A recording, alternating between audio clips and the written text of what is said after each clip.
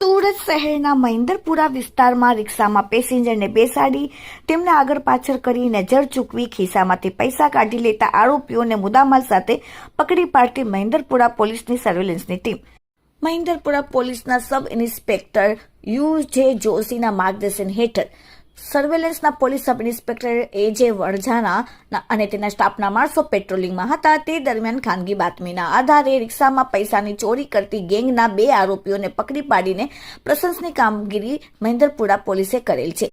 પકડાયેલ બંને આરોપીના નામ છે: એક અર્જુન ગડરિયા, રહેવાસી ફ્લેટ નંબર B202, સુમન સ્વપ્ન, EWS આવાસ નવાગામ ડિંડોલી, અને 2 શોએબ અબ્દુલ સલીમ શેખ, રહેવાસી રઝાનગર ભાઠેના સલાબતપુરા, સુરતવાળાને પકડીને તેમની પાસેથી એક ઓટો રિક્ષા ₹2.5 લાખની, રોકડા ₹8,000 એમ મળીને કુલ ₹1,58,000નો મુદ્દામાલ પોલીસે પકડીને કાયદેસરની કાર્યવાહી કરેલ છે.